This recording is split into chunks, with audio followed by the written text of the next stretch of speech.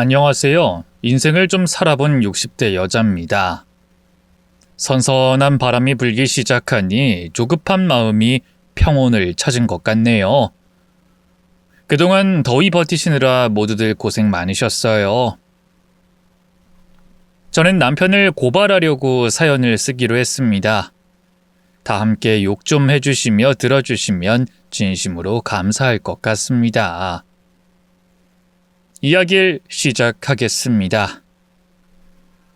남편과는 중매로 결혼했어요. 23살 때 일이었죠. 아무것도 모르는 나이에 시집살이를 시작했는데 시어머니가 굉장히 나이스한 분이라 심적으로 힘든 건 없었습니다.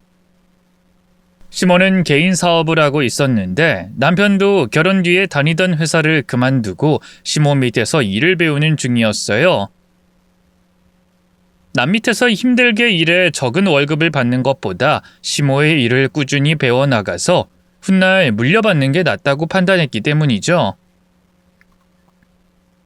저는 경제활동은 하지 않고 살림과 내조만 하면서 시집살이를 했습니다. 이듬해 건강한 아들을 낳게 되면서 아주 많이 바빠졌죠.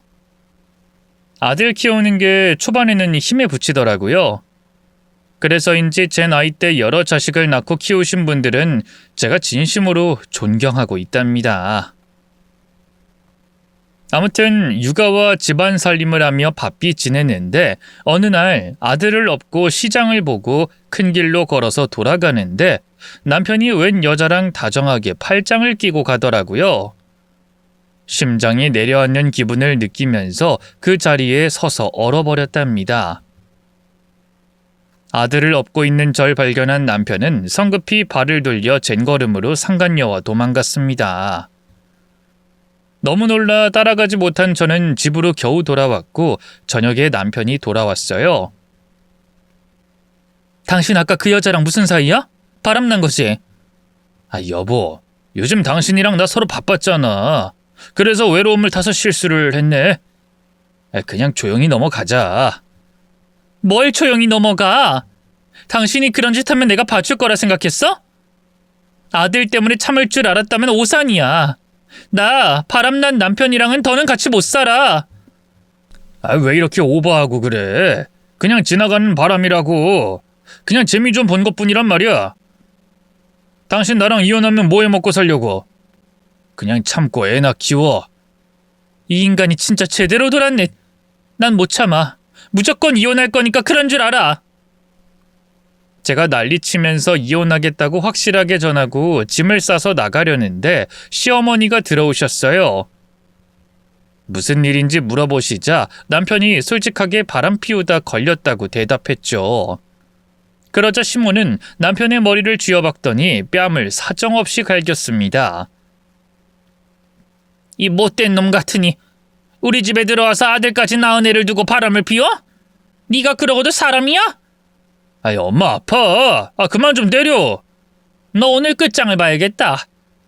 너 바람 피운다는 여자 집에 전화해서 이리로 오라고 해. 엄마 큰일 날 소리 하지 마. 그 여자 처녀야. 그 집 부모님이 알면 나 맞아 죽을지도 모른다고. 그럼 더 잘 됐네. 오늘 싹 다 한자리에 불러서 바람난 두 인간 제대로 잡아버리면 되겠네. 빨리 전화번호 대봐.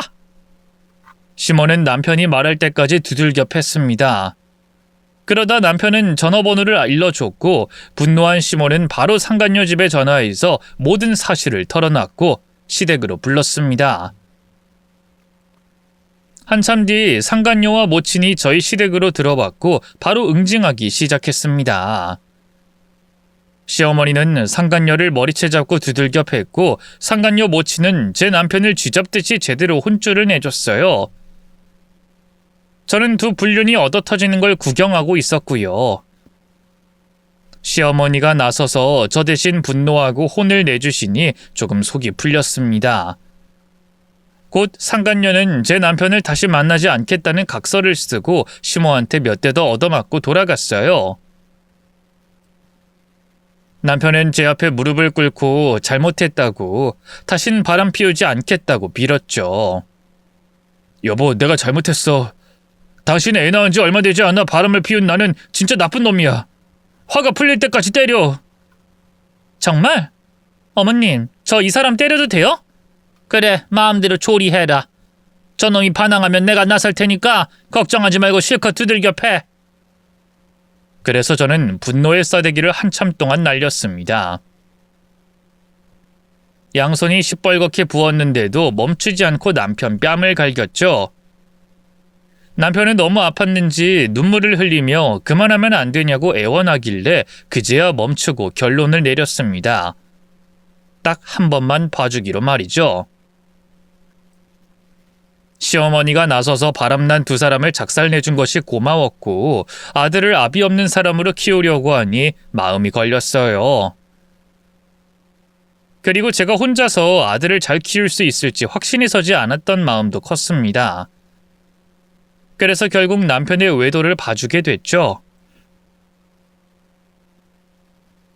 이후부터는 시어머니가 남편을 감시하다시피 해서 외도는커녕 밖에 나가서 편하게 술도 마시지 못했어요. 한편 아들은 무럭무럭 착하고 똑똑하고 지혜롭게 잘 자랐어요. 제가 낳은 자식이지만 정말 예쁘고 순해서 봐도 사랑스러웠습니다. 중학교에 들어간 아들은 반장도 맡을 정도로 리더십도 있었고 학교 생활을 누구보다 재밌게 했답니다. 그런 와중에 시어머니가 암에 걸리셔서 일을 놓고 투병 생활을 했어요. 저를 많이 감싸주고 챙겨주고 사랑해주신 분이기에 간병을 오롯이 저 혼자 하게 됐죠. 그런데 오래 버티지 못하시고 하늘로 먼저 떠나셨습니다. 아마 시어머니는 제가 고생하는 게 싫어서 급하게 하늘로 가신 거라는 생각이 들었답니다. 시어머니를 떠나보내고 새 식구가 되어 사는데 남편은 시모의 사업을 온전히 다 맡아서 해야 해서 조금 바쁜 하루를 보냈어요. 그래서 거의 매일 야근하거나 밤을 새우고 들어왔죠. 세월은 흘러 아들이 대학도 가고 군대도 다녀와 복학해서 졸업까지 무사히 했고 취직도 아주 좋은 회사에 들어갔어요. 저와 남편은 어느새 환갑을 바라보는 나이가 됐답니다. 남편과 티격태격하긴 했지만 그래도 부부의 정이 있어서 그런지 싸워도 오래가지 않고 금세 풀렸어요. 그렇게 나이를 1살, 2살 먹다 보니 아들 녀석이 결혼하겠다고 아가씨를 데리고 왔답니다. 핏덩이 아들 녀석이 언제 이만큼 커서 결혼까지 하겠다는 건지 신기하면서도 대견스러웠죠. 며느리는 정말 참하고 순하고 매력이 넘치는 사람이었어요. 아들이 자기랑 비슷한 여자를 만난 것 같아서 바로 허락하고 결혼을 진행했습니다. 아들 며느리는 허니문 베이비를 가지고 돌아와서 결혼한 지 10달 만에 제 아들과 똑 닮은 손자가 태어났답니다. 어머머머, 손자가 경태, 너 애기 때랑 똑같아. 꼭 널 보는 것 같다. 엄마, 내가 이렇게 예뻤어? 이 정도로 러블리하진 않았을 것 같은데? 아니야, 완전 판박이야. 너 애기 때 이렇게 생겼었어. 우리 엄마가 그렇다고 하면 그런 거겠지. 아무튼 엄마, 손자 봐주시는 거 힘들면 말씀해. 베이비시터 구할 테니까. 무슨 베이비시터를 구하니? 이 엄마는 아직 젊고 손자 보는 거 아주 좋고 기대가 된다고. 요즘 사는 낙이 많이 없었는데 손자가 날 구원해주는 기분이라고. 그렇게 손자를 육아하게 되면서 제 인생은 다시 만개한 꽃들처럼 환하게 바뀌었습니다. 아침마다 며느리가 손자를 데리고 오면 제 하루가 시작됐어요. 밥을 먹지 않아도 배가 부를 만큼 손자가 사랑스러워서 시간 가는 줄 모르고 육아를 했답니다. 그런데 제 남편은 자신의 손자를 보면서도 시큰둥한 반응이었어요. 당신 손자인데 좀 안아주지 그래. 애기가 두 팔 벌리고 당신을 빤히 보고 있잖아. 난 애기는 질색이야. 징징거리는 소리 듣기도 싫고 안아줘봤자 나만 힘드니까 건들기도 싫다고. 이가 왜 이럴까? 당신 손자인데 그렇게 외면해도 되는 거야? 아들이랑 며느리가 알면 얼마나 서운해하겠어. 아니 무슨 상관이야. 난 애가 싫어. 그것도 엄청나게 말이야. 내가 아직 사업을 하고 있으니 집에서 나가니까 그러려니 하는데 나중에 나 사업 정리하면 내 집에서 애기 키울 생각하지 마. 뭐야? 당신 진짜 심하네. 이 사랑스러운 손자한테 그렇게밖에 말 못해? 사랑스럽다고? 애기들은 다 똑같이 생겨서 길에서 보면 내 손자인지 알아보지도 못할 거다. 아무튼 난 출근하니까 혼자 애나 보고 있어. 참 말을 밉게도 잘하네. 그래, 나 혼자 애 보면서 있을 테니까 회사 가서 일 열심히 하고 와. 그이는 손자가 태어났을 때 딱 한 번 안아주고는 이후로 한 번도 안아주지 않았습니다. 생각해보니 제가 아들을 낳았을 때도 무관심했던 때가 떠올랐습니다. 남편은 아기가 태어나자마자 어른이 되면 좋겠다는 말을 자주 했었어요. 특별한 이유 없이 어린 아기는 정말로 안 좋아했답니다. 육아를 하면서 손자가 커가는 걸 눈에 담으며 즐겁게 세월을 흘려보냈어요. 어느새 10살이나 된 손자는 학교에서도 친구들과 잘 어울렸고 개구진 면이 있긴 하지만 굉장히 착하고 어진 아이로 자랐답니다. 아들 부부는 제가 손자를 키워서 그렇게 잘 컸다고 추켜 세웠는데 아주 아니라고는 말하지 않았네요. 손자는 식구들 중에서 저를 유독 많이 따랐어요. 아무래도 같이 있는 시간이 가장 많아서 그런지 며느리보다 제 옆에 더 많이 붙어 있었답니다. 금요일 저녁에 남편이 사업자들 모임에 나가서 늦게 들어온다고 하여 손자를 데리러 온 며느리와 같이 밥을 먹었어요. 그런데 며느리가 무슨 말을 하고 싶은데 억지로 참고 있는 것이 느껴졌습니다. 승준애미야, 너 무슨 할 말 있니? 똥 마려운 강아지 마냥 왜 이렇게 몸을 패배 꼬는 거야? 아, 어머님, 그렇게 보였나요? 제가 드릴 말씀이 있긴 한데 아직 확실하지 않아서요. 그게 무슨 말이냐? 나중에 확실하게 알게 되면 그때 말씀드릴게요. 그때까지만 해도 며느리가 무슨 말을 하려는지 도통 이해가 되지 않았습니다. 혹시 멀리 이사를 가려고 계획 중인가 싶어 물었더니 그런 건 절대 아니라고 대답하더라고요. 그런데 몇 주 뒤에 며느리가 조심스럽게 저에게 말했습니다. 어머님, 제가 얼마 전에 말씀드리려고 한 거 있잖아요. 뭐? 아, 그 확실해지면 말하겠다고 한 거? 그래, 기억난다. 네, 증거가 확실해서 말씀을 올리려고요. 조금 놀랄 수도 있으니 청심환 드세요. 무슨 말을 하려고 청심환까지 사왔니? 알았다. 한 병 쭉 들이켜고 마음의 준비하도록 하마. 저는 며느리가 사온 청심환 한 병을 마시고 며느리 눈을 보며 말을 꺼내길 기다렸습니다. 잠시 후 한숨을 깊이 내쉬며 말하더군요. 어머님, 제가 눈으로 본 게 있어요. 아버님이 다른 여자랑 바람 피우는 걸 봤습니다. 모텔 앞에서 젊은 여자랑 나오는 걸 봤고 두 사람이 산부인과에 가는 것도 봤어요. 뭐야? 그 인간이 바람을 피웠다고? 그리고 산부인과에도 갔다니 무슨 소리냐? 그렇게 젊은 여자랑 사귀는 거야? 네, 제 나이 때 여자였어요. 처음엔 제가 오해한 줄 알았는데 골목길에서 두 사람이 입 맞추는 것도 봤어요. 분명히 바람을 피우고 있어요. 어머님, 많이 놀라셨죠? 이 이야기를 드려야 할지 말아야 할지 고민하다가 아셔야 할 것 같아서 어렵게 말을 꺼냈어요. 며느리 말을 듣고 적잖은 충격을 받았습니다. 젊은 시절 아들이 태어나고 얼마 지나지 않아 바람을 피웠던 날이 떠올랐어요. 그때 이혼하겠다고 마음 먹을 걸. 시어머니가 대신 복수를 해줘서 용서를 했던 날이 말이죠. 며느리가 손자를 데리고 나간 뒤 한참 동안 천장을 보며 어떻게 해야 할지 고민했어요. 다 늙어서 바람 피운 남편과 계속 같이 살아야 할지 아니면 초전박살 내고 끝을 내야 할지 생각을 정리했죠. 일단 남편이 들어오면 제대로 응징하고 나서 판단하기로 마음먹었습니다.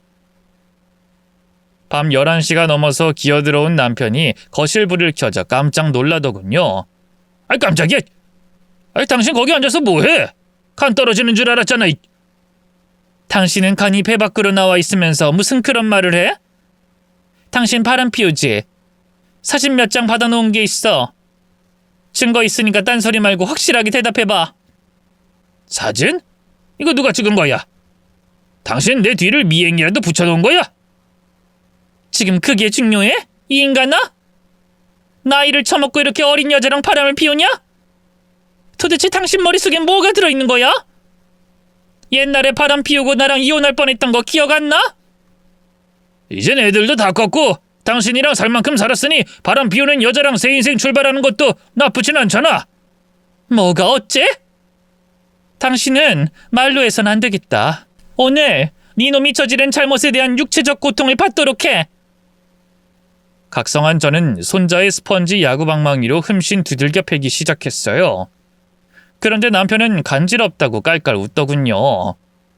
이 인간이 지금 웃음이 나와? 좋아, 그럼 매운맛을 보여줄게. 몽둥이 이딴 거 말고 내 손맛을 제대로 보여주겠어.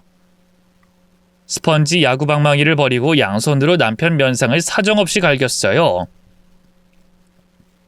남편은 반항하면서 제 얼굴에 손찌검을 했답니다. 더 화가 난 저는 주먹과 발로 남편을 때려줬습니다. 그이가 덤벼들었지만 싸움에서 제가 훨씬 앞서자 그이가 현관 쪽으로 뛰어가더군요. 무식하게 주먹질이나 하냐? 이 옆에 내야! 다 때려치워! 이혼하자고! 30년 살았으면 됐지. 나 젊은 색시랑 재혼해서 아주 잘 살 거라고! 그래, 이혼해! 근데 계산은 확실히 해야 할 거야. 나 30년 넘게 당신 아내로 산 사람이라서 위자료는 한두 푼으로 해결되지 않을 거야. 벌써 계산을 해둔 모양이네. 그래, 계산기 다 두드려서 준비해놨다. 그럼 이혼장에 도장 찍어. 끝내면 될 거 아니야? 지금은 당신 패주는 게 우선이야. 쉽게 장애물을 넘을 생각하지 마. 아우씨, 무식한 여편네 같으니라고.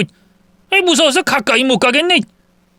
신발 신고 그대로 나가든지 들어와서 다시 붙든지 해. 더러워서 내가 나간다. 늙어서 주먹질이 뭐냐? 위자료로 이 집 받을 거니까 내 집에 들어오지 마. 이혼장은 밖에서 쓰도록 해. 당장 꺼져. 남편은 저에게 두들겨 맞고 집에서 나갔습니다.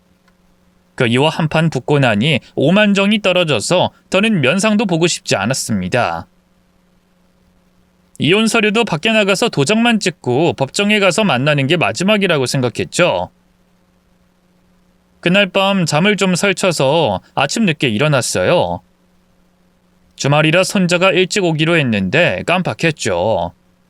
그런데 아니나 다를까 손자와 며느리의 목소리가 거실에서 들려 얼른 일어나서 문을 열고 나갔습니다. 아버님, 여기서 뭐 하시는 거예요? 상간녀를 집에 데리고 와서 아침밥을 드시는 거예요? 야, 내가 내 집에서 밥을 먹겠다는데 왜 참견이냐? 아버님, 손자 보는 앞에서 부끄럽지 않으세요? 부끄럽냐고? 야, 사랑하는 게 죄는 아니잖아. 그리고 너 새 시모한테 인사 안 하냐? 당장 인사 올려. 어떻게 젊은 상간녀를 어머님이 계신 집에 데리고 오셨어요? 정말 이해가 안 되네요, 아버님. 제가 거실에 나온 걸 본 며느리는 입을 막으며 놀라더군요. 어머님, 이제 깨셨어요? 저기 어머님, 저랑 승준이랑 밖에 나가요. 이 두 사람이 나가면 그때 들어와요. 나가긴 어딜 나가냐. 두 불륜이 알아서 기어 들어왔잖아. 나한테 얻어 터지고 싶어서 온 것 같은데 왜 그냥 보내겠니? 승준애미야, 난 하나도 놀라지 않았다. 너 오늘도 일하러 간다고 하지 않았니? 네, 그렇긴 한데 지금 출근할 상황이 아닌 것 같아요. 그럼 넌 잠깐 구경이나 해라. 승준이 잠깐 할머니 방에 들어가 있고. 거실에 어른들만 남았으니 전 바로 응징하기 시작했습니다. 상간녀가 처먹던 국그릇에 얼굴을 처박아줬어요. 아이, 이 할머니가 미쳤나? 왜 밥 먹고 있는 사람을 건드려? 배짱 좋은 기집애네. 야, 넌 놓친 내가 취향인 모양인데 내 남편이랑 연애를 하더라도 내 집에 오진 말았어야지. 여기가 어디라고 깡따구 좋게 와서 밥을 처먹어? 니들 오늘 제대로 걸렸다. 인생에서 가장 지옥 같은 날을 선물해주마. 니들이 처먹은 아침밥을 다 토하게 만들어줄게. 상간녀의 머리채를 잡고 한 움큼 잡아뜯고 귓볼을 잡고 싸대기를 실컷 갈겨줬어요. 그리고 대머리 남편의 뺨과 이마를 시뻘겋게 갈겨줬죠. 저는 이 두 사람이 왜 제가 잠자는 사이에 아침을 처먹으러 왔는지 이해가 되지 않았지만 일단 기회가 왔으니 제대로 조져버렸습니다. 한창 시끄럽게 두들겨 패고 있던 중 아들이 집에 들어왔어요. 며느리의 연락을 받고 불이 나게 달려온 거죠. 엄마, 그만해. 이러다 사람 잡겠어. 아버지가 한 짓이 괘씸하긴 하지만 때리는 건 이 정도로 하고 그냥 이혼 도장 찍어. 경태, 넌 바람 안 피우냐? 네 애비한테 유전으로 물려받은 거 아니냐고. 엄마, 난 바람 같은 건 안 피워. 아버지랑 괜히 엮지 마. 아무튼 아버지랑 이 여자는 그만 패도 되겠어. 진짜 송장 되기 전에 그만해.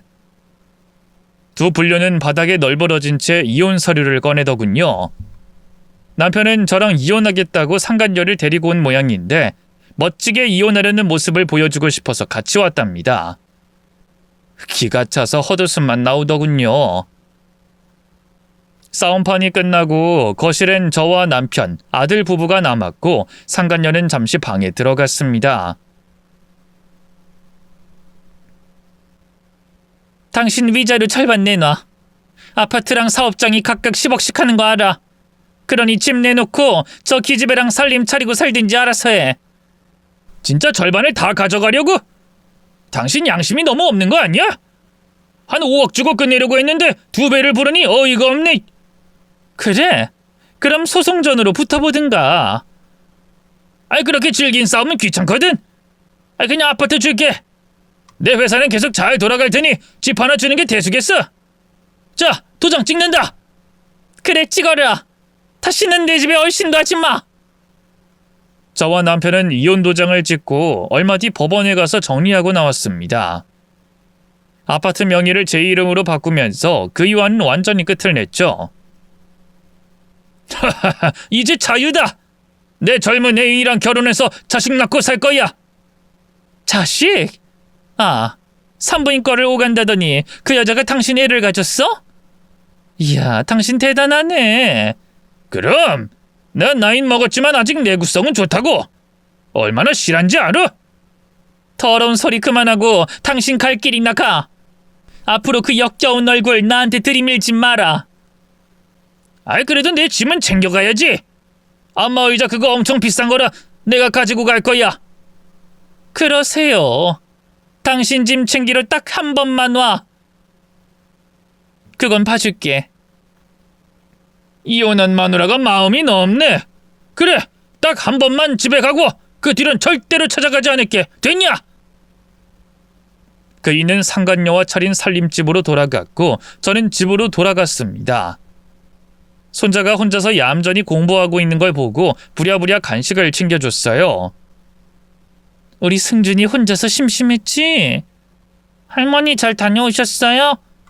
이혼했어요? 아이고, 우리 손자가 다 아는구나. 하긴 그렇게 생난리를 쳤으니 모르는 게 이상하지. 그래, 할머니는 할아버지랑 이혼했다. 승준이 할아버지 보고 싶으면 어떡하냐? 할아버지가 날 싫어하잖아요. 그래서 나도 할아버지 보고 싶은 일은 없을 것 같아요. 그냥 남남이라고 생각하려고요. 우리 손자가 할아버지한테 쌓인 게 많았구나. 그래, 남남이라 생각하고 다신 보지 말자. 손자는 전 남편에게 관심과 애정을 받아본 적이 없어서 그런지 아주 태연해 보였습니다. 그리고 일주일 뒤에 전 남편이 집에 짐을 챙기러 왔습니다. 안마의자를 옮길 인부들을 데리고 들어오더군요. 자, 오늘이 마지막 얼굴 보는 날이네. 당신 나 보고 싶을지도 모르니 실컷 봐. 실없는 소리 말고 빨리 짐 챙겨서 꺼져. 성질머리나 말하는 꼬라지하고는. 30년 동안 당신 먹고 살게 해준 남편한테 마지막으로 한다는 말이 그게 다야? 30년 동안 당신이 편하게 일만 하게 해준 건 나야. 시끄러우니까 빨리 정리하고 나가. 그래, 당신 하는 말 들어보니 얼른 나가야겠다. 근데 당신은 손자 교육을 어떻게 시켰길래 이 모양이야? 할아버지 보고 인사도 안 하니. 야, 승준아, 이 할애비 집에 없으면 보고 싶어서 어쩌냐? 아니다. 내가 별로 보고 싶지 않아서 신경 쓸 일이 아니지. 이 할아버지는 아주 탱탱한 여자랑 재혼한다. 좋겠지? 전 남편은 손자에게 못하는 소리가 없더군요. 화가 치밀어서 한마디 하려는데 손자가 전 남편 말에 대답을 하더군요. 할아버지, 재혼하면 유럽 가서 사시는 거예요? 유럽? 아니, 멀쩡한 우리나라 두고 왜 유럽을 가겠냐? 왜? 내가 멀리 떠나면 좋겠냐? 네. 그렇기도 하고 할아버지 애인이 유럽에 가서 산다는 걸 들었어요. 할아버지가 이 집에 데리고 왔을 때 통화하는 걸 들었는데 크게 한탕하고 유럽 가겠다고 하던데요. 그게 무슨 소리냐? 한탕하고 유럽에 간다고 했다고? 네가 뭘 잘못 들었겠지. 할아버지 새 마누라는 같이 사는 집에 있다. 손자가 거짓말을 아이가 아니라는 걸 알기 때문에 분명히 뭔가 있다고 생각했죠. 저는 전 남편에게 사업장을 어떻게 했냐고 물었습니다. 당신 사업은 계속하고 있는 거야? 그게 왜 궁금한데? 팔았다 10억에. 그리고 새 마누라랑 살 아파트 얻었고. 아, 그랬구나. 그래, 우리 손자가 잘못 알았나 보네. 그만 가봐. 안 그래도 나가려고 했거든. 이젠 나 없이 알아서 잘 살아봐. 나 보고 싶다고 울지 말고. 웃기는 소리 말고 조용히 좀 꺼져. 영원히 찾아오지 말고.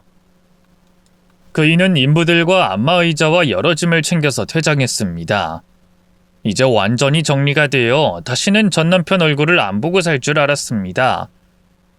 아들 내외는 제가 혼자가 되자 손자를 주말에도 데리고 와서 놀다가 떠났어요. 그러지 않아도 된다고, 주말엔 저도 쉬고 싶다고 했는데 말을 듣지 않고 시도 때도 없이 놀러와서 이혼 후 아무 생각 없이 즐겁게 지냈습니다. 그런데 한 달 뒤, 전 남편이 제 집에 찾아와 초인종을 울리더군요. 문을 열어주지 않고 인터폰을 보고 뭐하러 왔냐고 물었습니다. 내 집에 짐은 다 챙겨서 나갔잖아. 뭐 두고 간 거 있어? 어? 여보, 아주 중요한 걸 두고 왔어. 잠깐만 문 좀 열어줘. 아들 내외와 손자가 집안에 있었는데 전 남편이 들어오자 아무도 인사를 하지 않았습니다. 중요한 거 빨리 찾아서 나가. 어? 중요한 게 뭐냐 하면, 그러니까 그건 바로 당신이야. 뜬금없는 소리라더니 무릎을 쿵 소리나게 꿇어앉더군요. 이 양반이 지금 뭐 하는 거야? 여보, 내가 말이야, 사기를 당한 것 같아. 아니, 사기 당했어. 그 여자 말이야, 내 애인. 알고 보니까 꽃뱀이었어. 나 사업장 정리하고 그 여자 이름으로 아파트를 마련했는데 그걸 나 몰래 팔고 유럽으로 튀었어. 손자 승준이가 한 말이 맞았어. 한탕하고 튄다는 게 날 사기치고 도망간다는 말이었던 것 같아. 뭐? 사기꾼이었다고? 그 여자가? 그럴만하네. 젊은 여자가 60 넘은 당신이랑 바람나는 게 이상하다 했더니 꽃뱀이었구나. 그래서 그 여자한테 당하고 돈이 없어서 기어 들어온 거야? 나더러 다시 당신을 받아달라고? 응. 염치 없지만 이렇게 부탁할게, 여보. 내가 갈 곳이 어딨겠어. 그리고 같이 산 30년 이상의 정이 있는데 그냥 용서해주고 데리고 살아줘. 이 인간이 자꾸 멋대로 생각하네. 난 당신한테 오만정 떨어졌고 데리고 살 마음 없어. 우리 똑똑한 손자가 한 말을 들어먹었으면 꽃뱀인 줄 알고 걸렸어야지. 이 한심한 인간아. 다 뿌린 대로 거두는 법이네. 여보, 내가 이렇게 빌게. 손이 발이 되도록, 아니 손이 닳아서 없어질 때까지 빌 테니까 나랑 재결합하자. 나 당신 없으면 아무것도 못하는 놈이야. 여보, 당신 없이 남은 인생을 살려고 하니 너무너무 암담해.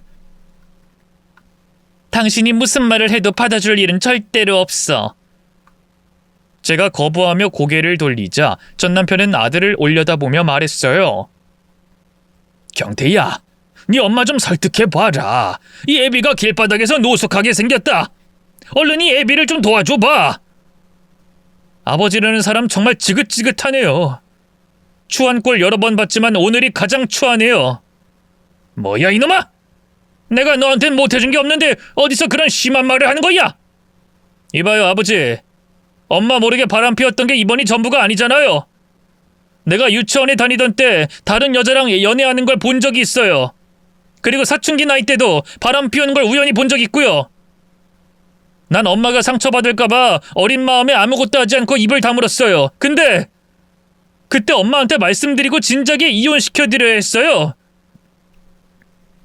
아들의 말을 들어보니 그이가 여러 번 바람을 피웠고 아들은 그걸 알고 혼자서 끙끙 앓으며 참았답니다. 저는 아들을 바라보며 말했어요. 경태야, 그게 사실이야? 네 아빠가 여러 번 바람 피우는 걸 봤었어? 그땐 내가 어리기도 했고 엄마가 상처받는 걸 보고 싶지 않아서 아무 말도 하지 않았어. 혼자만 알고 지나갔지. 근데 이번엔 아니야. 아버지라는 인간 더는 용서 못해. 엄마 가슴에 대못을 받고 돌아와서 받아달라고 하는 거 절대로 용납 못해. 이봐요, 아버지. 당신은 옛날부터 이미 내 마음에서 지워진 사람이에요. 내가 당신을 얼마나 많이 증오하고 원망한 줄 알아요? 나도 당신처럼 살게 될까봐 두려웠다고요. 이 녀석이 지금 뭐 하자는 거야? 야, 임마. 사내가 살다 보면 실수도 하고 그러는 거야. 그걸 가지고 애비를 원망하면서 살았다고? 이거 아주 못된 자식이니. 야, 다 집어치우고 어서 네 엄마나 설득해. 나 갈 곳이 없으니까 빨리 설득하란 말이야. 그이는 아들이 받았을 상처는 신경도 쓰지 않았어요. 그저 살아남겠다고 제 집에 붙어있도록 도와달라고만 했죠. 그러자 아들이 전 남편의 멱살을 잡고 일으켜 세웠습니다. 나가! 당신은 이제 내 아버지가 아니야. 나가라고! 이 나쁜 자식 좀 봐라. 야, 나 아니었으면 네가 대학까지 나오고 취직했을 것 같아? 그거 다 내가 벌어다 준 돈으로 공부하고 먹고 살아서 그렇게 된 거라고! 네가 장가간 것도 모든 내 덕이라고! 그거 다 엄마 덕분에 번 거잖아요. 엄마의 뒷바라지 아니었으면 진작에 말아먹었을 거라고요. 길게 말할 것 없이 그만 나가요. 우린 당신을 가족에서 지워버렸으니까 이젠 없는 사람이나 다름없으니 꺼져요. 아, 아들아. 이 애비가 실수를 좀 했다고 너무 막 나가는 거 아니냐? 아, 그래. 네가 그렇게 나한테 화가 났다면 사과하마.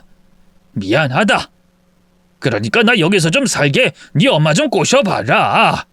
아니면 내가 너희 집에 가서 지내는 것도 괜찮고 며느리가 해주는 밥 먹으면서 사는 것도 괜찮을 것 같네. 승준이랑도 이번 기회에 친해지면 되고. 정말 대화가 통하지 않네요. 나가라고! 당신은 우리 식구들과 다시는 가족이 될 수 없어.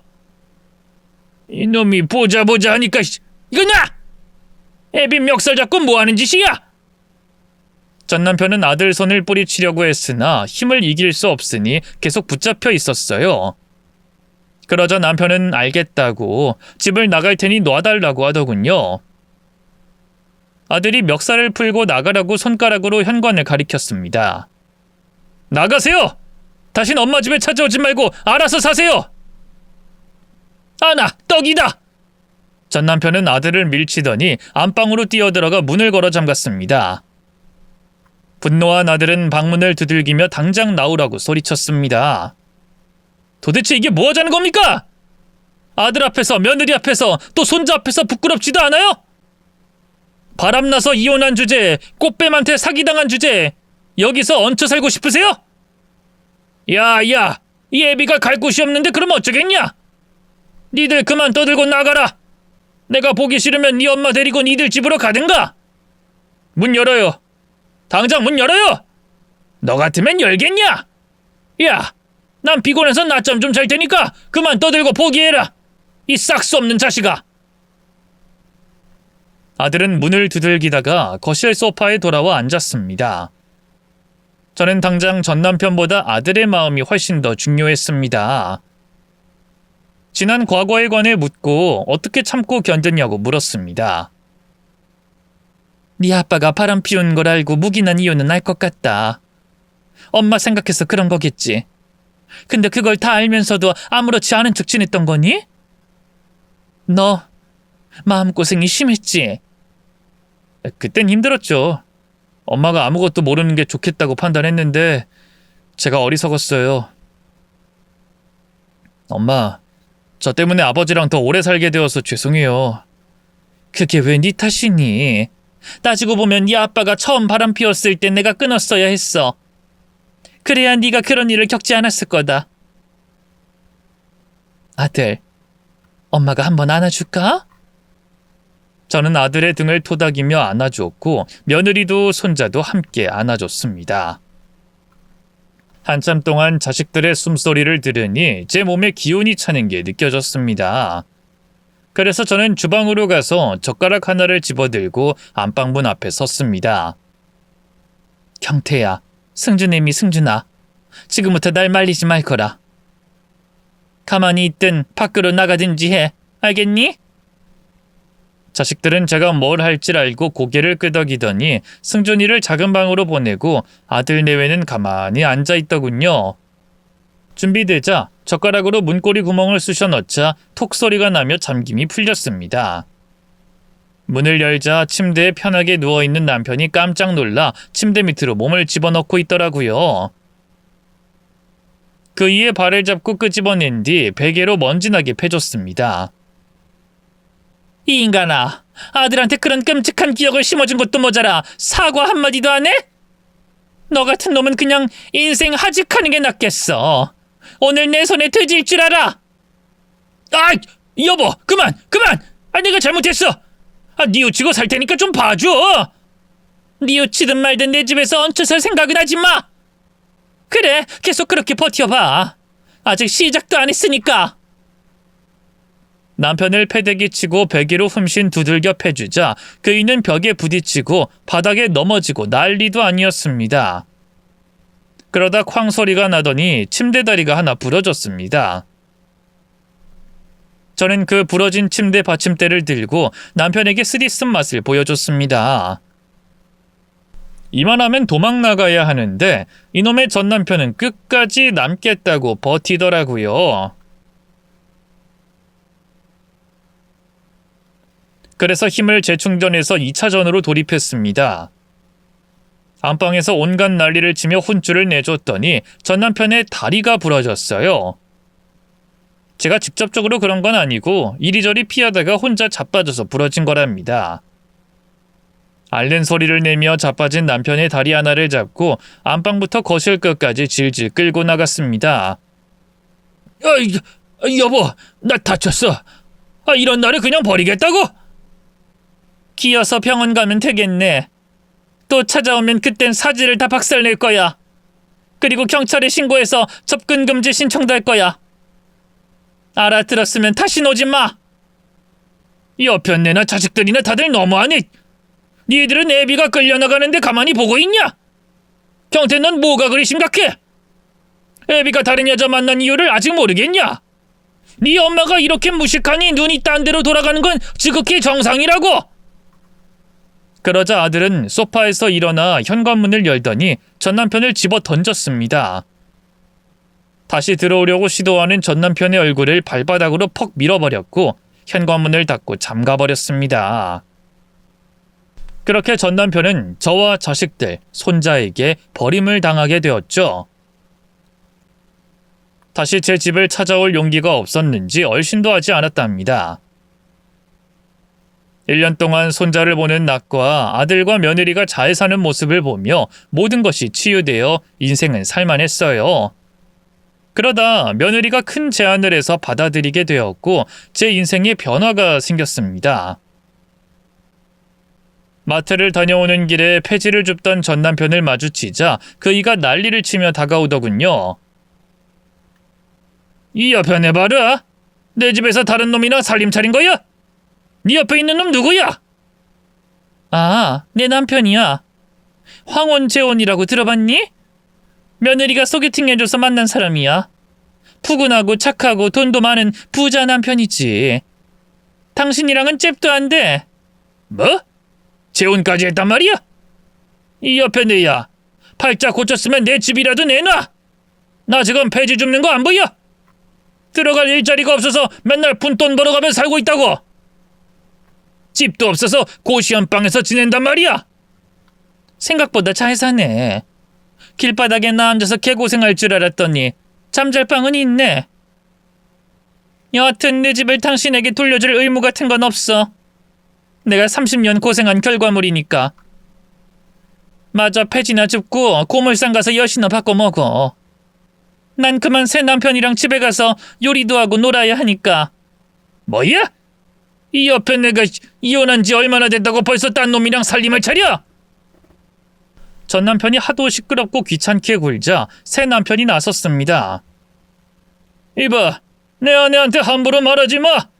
나한테 눈에 넣어도 아프지 않고 소중하고 사랑스러운 여자니까. 하, 이놈 웃기는 놈일세. 너 눈깔이 삐었냐? 저 볼 것 없는 옆에 내한테 뭐라고? 소중하고 사랑스러워? 야, 너 솔직히 말해봐. 저 여자 집 보고 꼬신 거지? 뭐 눈엔 뭐만 보인다더니. 에이, 난 잘나가는 투자자이자 사업가야. 네가 하던 사업가는 차원이 다르고 돈도 아쉽지 않을 만큼 많거든. 돈 때문에 이 여자를 사랑하는 게 아니라 사랑스러워서 사랑하는 거라고. 넌 이 여자의 진가를 모르고 바람이나 피웠으니 모르겠지. 아, 다시 생각해보니 내가 너한테 고맙다고 해야겠네. 내 아내랑 이혼해줘서 고맙다. 네 놈이 이혼하지 않았더라면 우리들은 인연이 되지 못했을 거 아니야. 와, 청산유수네. 너 이 자식 내 마누라 데리고 살려면 뭐라도 내놔. 그 여자가 사는 집 내가 위자료로 준 거라고. 어리석게 집을 다 줘버리는 게 아니었는데 과분하게 보상해줬다고. 뭐라도 달라고? 그럼 주는 대로 받을 거야. 이왕이면 많이 좀 줘. 내 상황이 별로 좋지 않은 건 눈으로 봐서 알 거 아니야. 그래, 제대로 줄게. 준비해라, 이 어리석은 자식아. 새 남편은 두 팔을 걷어붙이더니 전 남편이 리어카에 있던 박스를 하나 들더니 전 남편 얼굴에 씌었습니다. 그리고는 발로 차서 넘어뜨려 길바닥 보도블록 위에서 흠씬 밟아줬답니다. 저는 그 장면을 조용히 감상했습니다. 저 대신 전 남편을 패주는 사람이 있다는 게 정말 감동적이고 기뻤어요. 아이씨, 아주 끼리끼리 만났네. 야, 이 자식아, 난 가만히 있을 줄 알았냐? 덤벼보라고! 새 남편이 주먹을 쥐고 겁을 주자 뒷걸음질 치던 전 남편이 스스로 털썩 주저앉았습니다. 그렇게 새 남편이 흠씬 혼내주고 리어카의 폐지를 빼앗아 지나가던 할머니께 드렸어요. 전 남편은 광분하며 난리를 쳤지만 새 남편이 노려보자 아무것도 못하고 움찔하더니 리어카를 끌고 사라졌답니다. 그날 새 남편과 집에 가서 아주 맛있는 갈비찜과 소고기 묵국을 끓여서 배를 채웠고 전 남편 때려준 이야기를 재미나게 나눴네요. 1년 동안 전 남편과 마주치는 일이 없어서 다행이었죠. 그리고 잊고 있었던 한 사람의 소식을 전해 듣게 됐어요. 아들과 며느리가 놀란 얼굴로 들어와서 말했습니다. 어머님, 아버님이랑 바람난 상간녀 있잖아요. 유럽을 돌며 뭘 했는지 모르겠는데 노숙하다가 객사했다네요. 전 시아버지가 고소를 한 상태여서 경찰서에서 연락이 왔어요. 객사? 아이, 그 여자 사필 규정 당했구나. 그거 참 쌤통이다. 그럼 이제 원수들이 다 벌을 받았으니 앞으로 내 인생은 꽃길만 깔리겠구나. 안 그래, 여보? 그럼 당연하지. 난 이미 당신과 함께 사는 순간부터 꽃길을 걷고 있었어. 여보, 우리 좋은 소식 들었으니 기분 좋게 드라이브나 하러 가자. 그럴까? 시원하게 드라이브하고 맛집이나 찾아가자. 경태랑 승준애미도 같이 가자. 손자 승준이가 학원에 있는 시간이라서 저희 네 식구가 새 남편의 벤츠를 타고 드라이브를 나갔습니다. 시원하게 도로를 달리고 맛집에 가서 든든하게 먹는데 아무래도 술이 빠지기엔 너무 아쉬웠어요. 그래서 네 사람이 인삼주까지 마시고 거나하게 취했답니다. 대리운전을 부르고 차에 타서 기다렸고 10분 뒤에 도착한 대리기사가 운전석에 올랐습니다. 오래 기다리셨죠? 그럼 출발하겠습니다. 대리기사의 얼굴을 본 제 남편이 인상을 험악하게 짓더군요. 뭐야? 당신 내 아내 전 남편 아니야? 이 자식은 왜 잊을만 하면 나타나는 거야? 전 남편? 아니, 당신 대리운전하는 거야? 참, 악연도 질기다. 가족들끼리 놀고 돌아가는데 대리기사로 전 남편이 오다니. 이게 뭔 운명의 장난이야? 진짜 기가 막혔습니다. 잊을만 하면 얼굴이 보이니 화가 올라왔네요. 새 남편은 전 남편의 멱살을 잡더니 당장 내리라고 경고했습니다. 야, 내려. 네가 내 차를 운전한 거 기분 더러우니까 내려. 이봐요, 나 여기까지 2km를 뛰어왔어요. 그리고 과거는 과거로 묻읍시다. 난 돈 벌러 왔으니까 대리운전만 하고 갈게요. 그이가 얌전하게 대답하길래 제가 왜 그렇게 변했냐고 물었습니다. 당신 난리치고도 남을 사람이 왜 약하게 나와? 돈이 많이 궁한가? 말하자면 길어. 나도 재혼했는데 그 여자가 도박해서 빚을 크게 졌는데 내 명의로 대출을 받았어. 사채까지. 그래서 맨날 시달리고 있는 중이라고. 폐지 줍는 게 끝인 줄 알았더니 또 새로운 여자 만나 재혼까지 했어. 당신도 참 대단하다. 근데 여자 보는 눈이 왜 그 모양이야? 전에는 꽃뱀, 이번엔 도박꾼이야. 인생 참 한심하게 산다. 내가 여자 보는 눈이 없으니까 당신과 결혼한 거지. 그리고 싹수 없는 아들놈을 낳았고. 에휴, 시간을 되돌리면 돈 많은 집안 여자 만나서 장가가는 건데. 아이고, 내 팔자야. 전 남편이 그 말을 뱉는 순간 새 남편이 욱하고 바로 전 남편의 귀싸대기를 날렸습니다. 이 자식이 어디서 감히 내 아들과 아들 흉을 봐? 너 돼지고 싶은 모양인데 내려. 내려서 내가 소원대로 해줄게. 아니, 난 그냥 한탄 좀 한 거예요.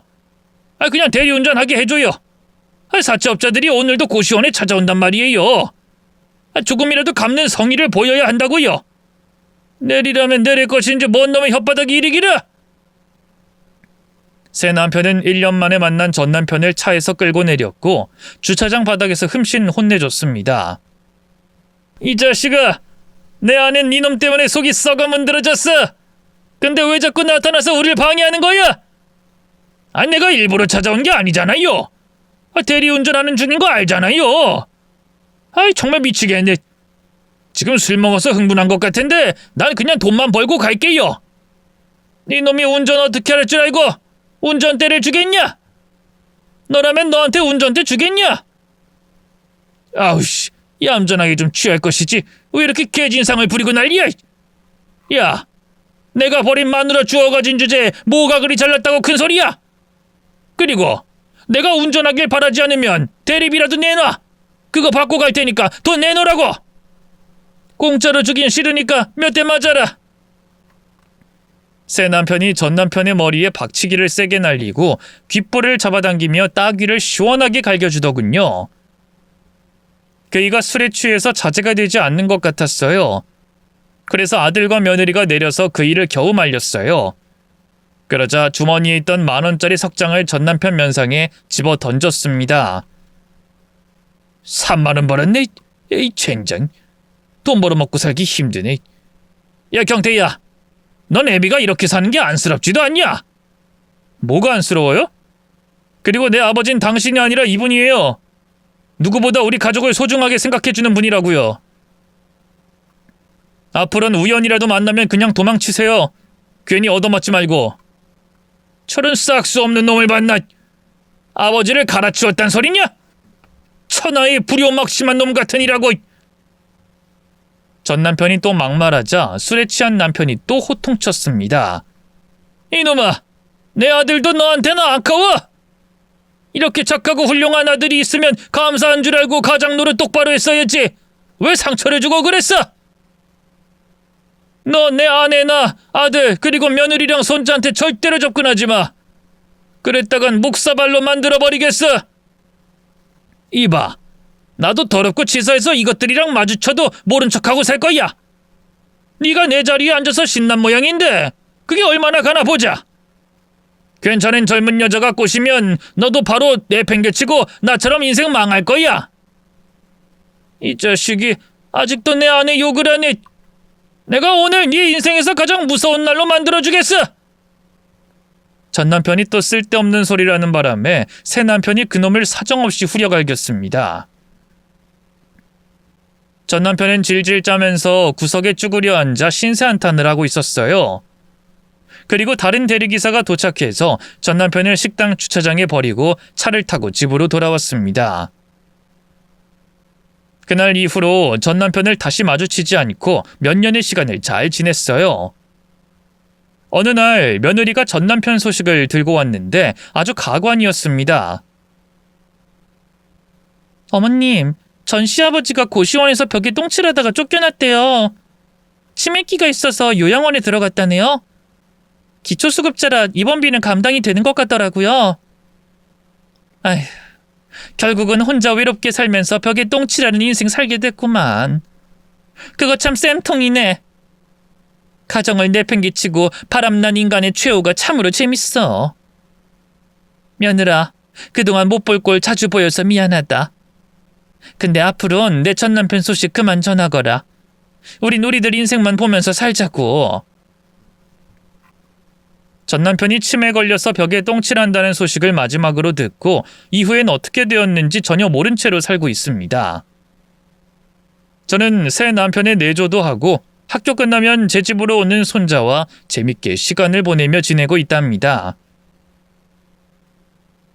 불륜으로 인해 큰 아픔을 겪은 분들이 계신다면 위로의 사연이 됐으면 좋겠네요. 죄 지은 놈은 분명히 발 뻗고 자지 못할 날이 올 것입니다. 그러니 기운 내세요. 여기서 인사드리겠습니다. 모두 안녕히 계세요.